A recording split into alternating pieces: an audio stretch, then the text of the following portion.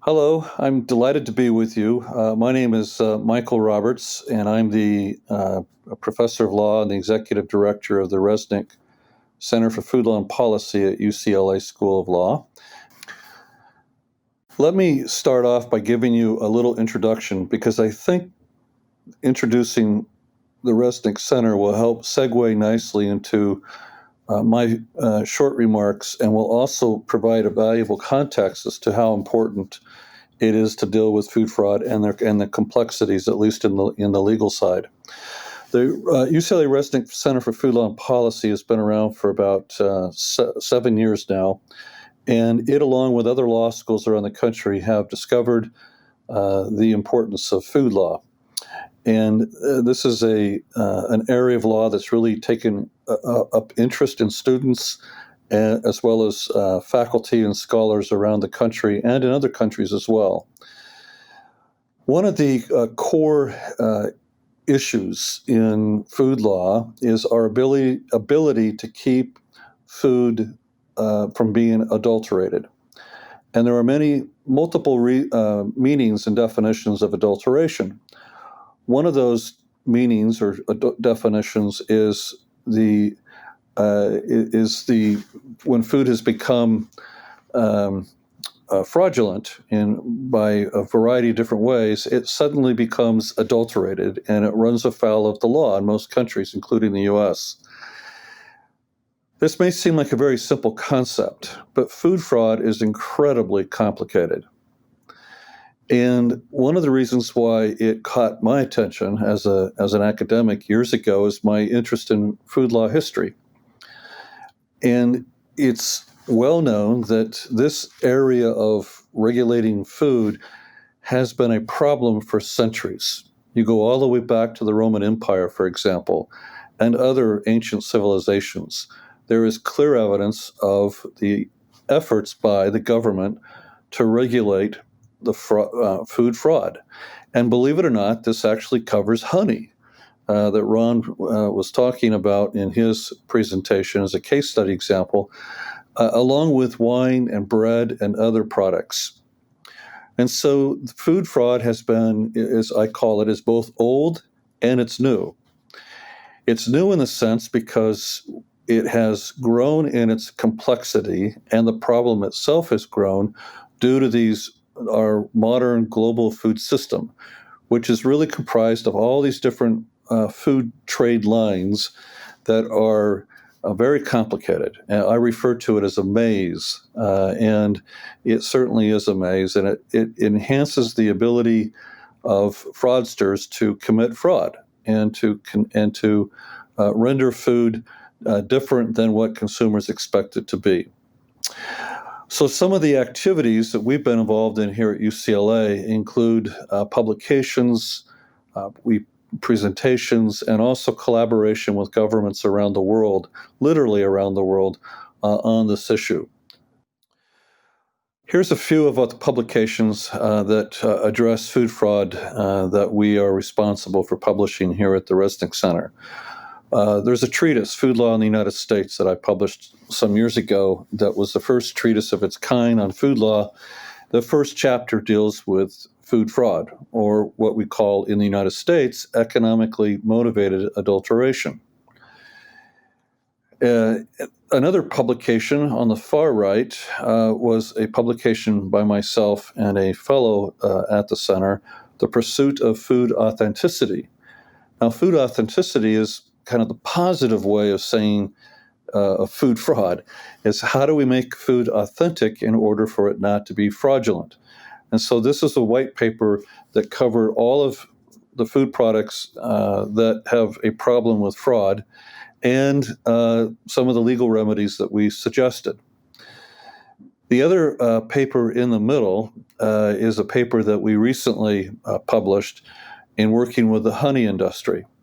And I was so pleased to have hooked up with the honey industry as one of our collaborators, because it's an industry that's ripe with fraud and an industry that has clear lines of demarcation. What I mean by that is there are producers of honey who clearly are hurting from the fraud, and there are the fraudsters who mingle with these producers in many different ways, including through trade, and who perpetuate the fraud, or at least do not take steps to remedy the problem of fraud. This particular paper was interesting because it took a ecosystem approach to the problem of food fraud. I'm going to try to explain this very simply because I want to move on. But in essence, when honey fraud actually threatens the ecosystem. And how does it do that? Well, one of the things that we're leaving out of this equation is what I call the endangered honey producer. When fraud is committed, the price of honey falls for producers. It so happens that these producers actually wear two hats in the United States and in other countries. They not only produce honey, but they're also the managers of the honeybee colonies, the honeybees that go out and pollinate. Pollination is the key to our ecosystem. Without pollination, we lose much of our food supply.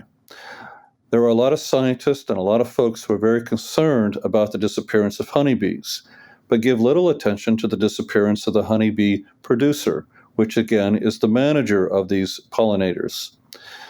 So without going into the complexities involved in this economic dynamic, one can say very assuredly that in order to keep pollination thriving, in order to make sure that we pollinate our orchards, our farms, our fields, and everywhere else around the world, we need managers of pollinators, and these are the honeybee producers.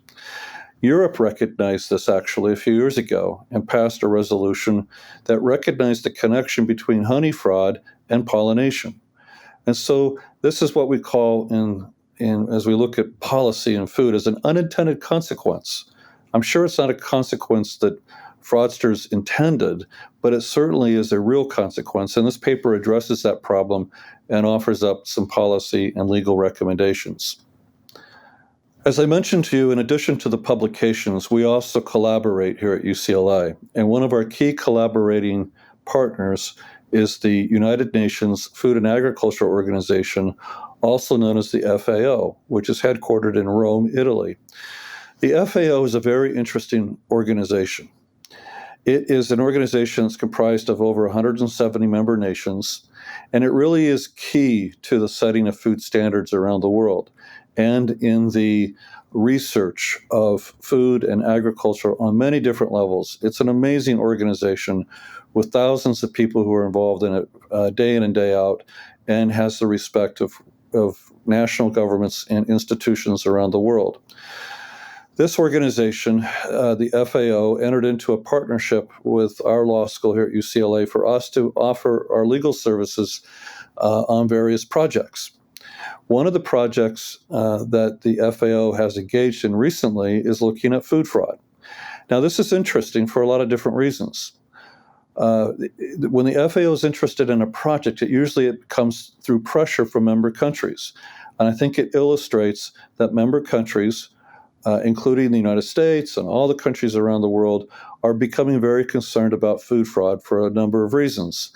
And so this collaboration, therefore, has allowed us to contribute to this project. And we are now writing a major brief with the legal department at the FAO that will be presented at some point to another organization that was created by the FAO and the World Health Organization, known as the Codex Alimentarius Commission, which is the setter of standards for food regulation for countries around the world and those who engage in trade, multilateral trade, and again, an extremely important organization.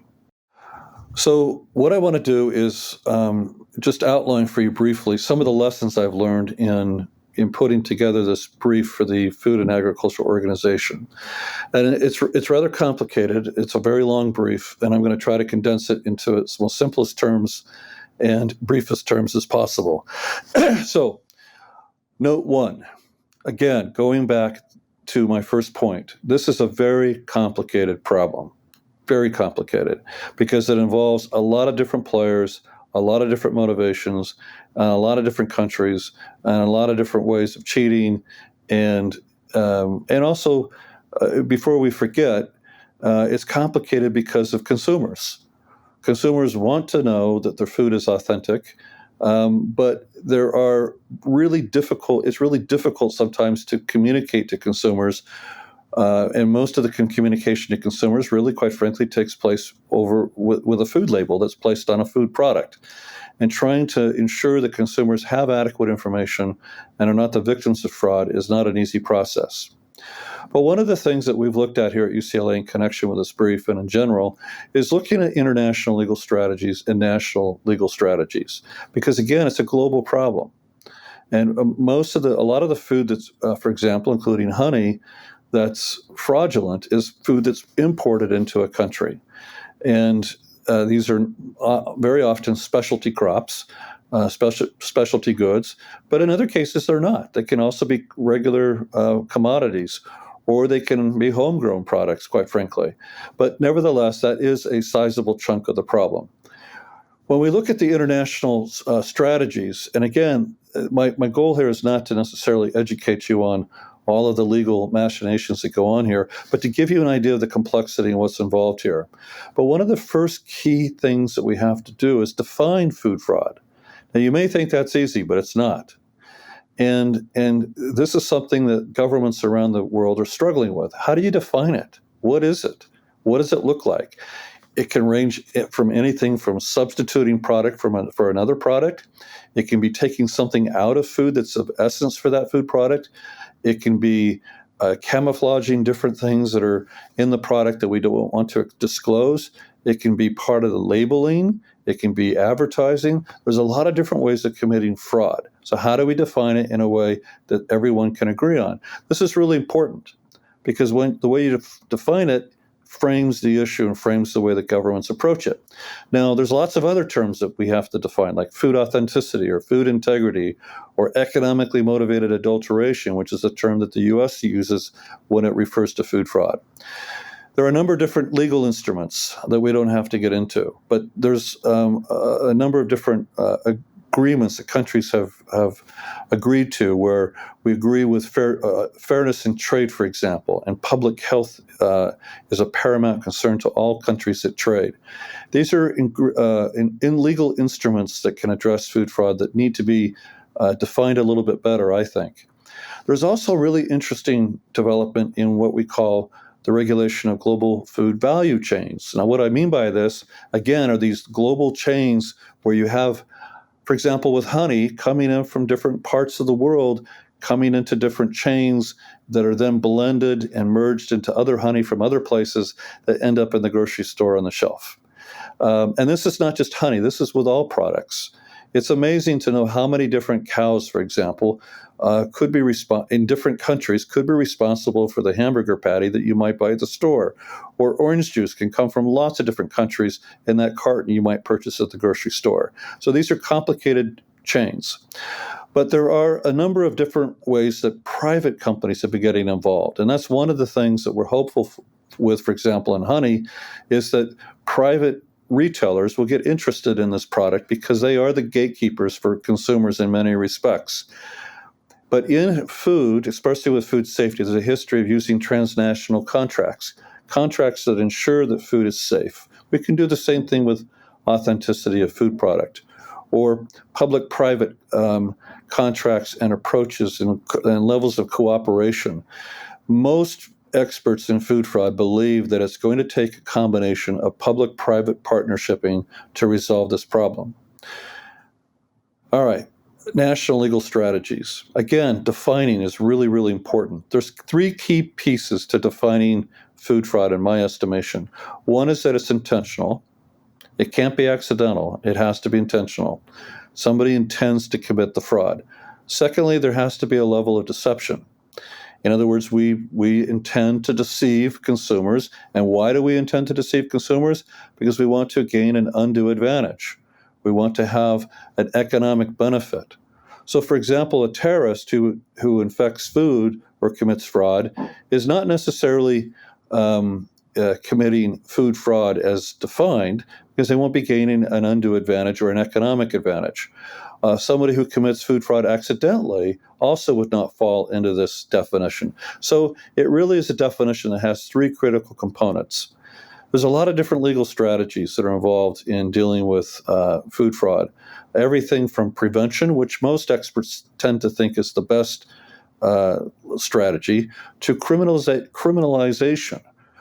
Should we criminalize food fraud, and what would be the consequences? This is actually a really interesting approach because it's something that we typically don't do in the food system, but it raises the specter of a lot of different ideas and approaches. We typically link food fraud with food safety, which has its pros and cons. Labeling is another way if we have certified labels that actually work, to ensure for the consumer that the food product they're buying is what they think it is. That could be an interesting tool. Identity standards. This is what Ron was talking about with honey, is coming up with standards that we can then use to effectively measure and evaluate food product. And we can do this through testing, sophisticated testing that can be developed at universities or in partnership with government and private. And finally, consumer protection.